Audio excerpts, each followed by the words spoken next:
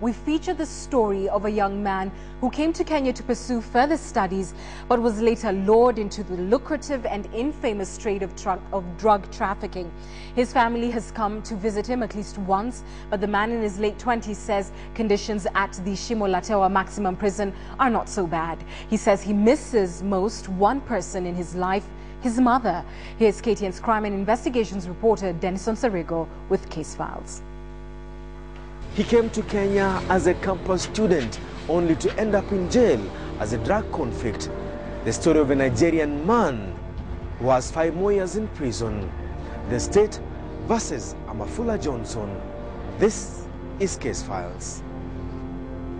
You will not notice the difference between him and the rest of the inmates at the Shimo la Tewa maximum prison until the soft-spoken man in his late 20s speaks to you. Amafula Johnson is a guest of the state for the last 1 year now and has 5 more years behind bars for a crime he committed as a student. I was in Kenya the year 2005 in a trip of visit to my in-law. I stayed for a year. I schooled in Nairobi Institute of Technology.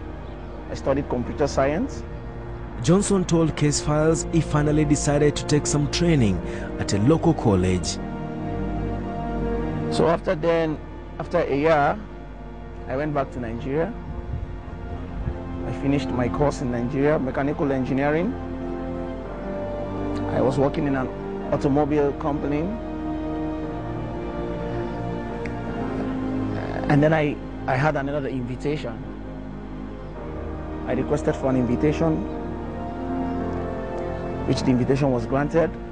I came back to Kenya 2010 February. One afternoon, as fate will have it, Johnson got in touch with a Nigerian friend who at the time stayed in Mombasa, and with free time in his hands as he awaited to be admitted to an international university based in Kenya, Johnson decided to travel down to Mombasa. On the far end was his friend, Daniel Tope. On reaching Mombasa, I called my friend and I told him I've arrived in Mombasa. Where is he? He told me, okay, he's at Horizon. I said, where is Horizon? He said, I should take a tuk-tuk. I should board a tuk-tuk. I bought that tuk-tuk and he told the tuk-tuk where to meet him. The visit will later turn into a day full of drama for the Nigerian student turned drug peddler in the eyes of law enforcement agents. Unknown to Amafula Johnson, anti-narcotics police officers were laying in wait for him. Initially, Johnson was to meet his friend in the Central Business District, but Johnson says the plan changed. He moved to Majengo area where he noticed Tope, a man he will later be arrested with, was in the company of 3 other people. On reaching where he was, I saw him with some men.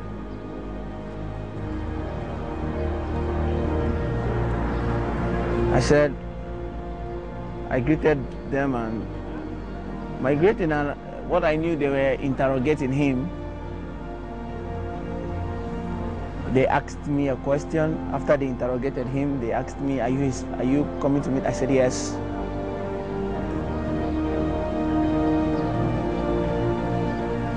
They said, well, where are you from? I said, I'm from Nairobi. I just arrived in Mombasa now. They said, we are Nigerians. I said, yes. They requested for our identity. Okay, I told them my passport is not here, but my student ID was with me. They asked him, where is his passport? He said his passport has been misplaced. He gave them his abstract. Johnson claims he had not carried his passport with him on the material day, the police officers reportedly having planted an informer in the midst of Johnson and his friend Tope. We went to the car they came with. At the petrol station, they met the car. We were all there. I entered. They searched the car. The driver of that car took off. I don't know why. I don't know what was going on. When they searched the car, at a long run, they brought out a white substance, saying this was from us. Now let's go to the station. Immediately they drove us down to the station. When we got to the station, they said we should make a statement. I said, what statement do you want me to make?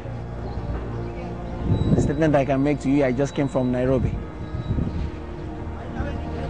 And I was having no luggage.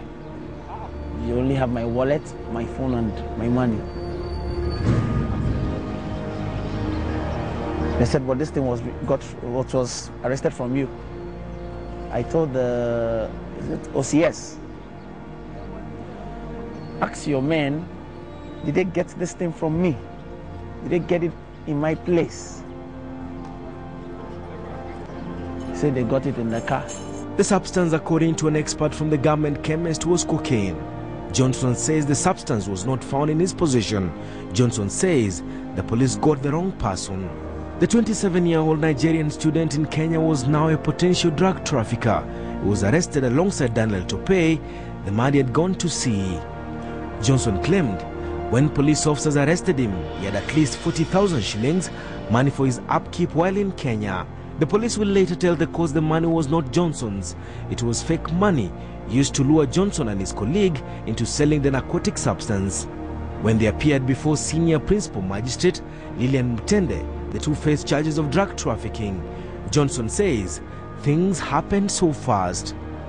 On getting to the judgment of that case, the magistrate read and read and read to an extent. We believe that she was setting us free.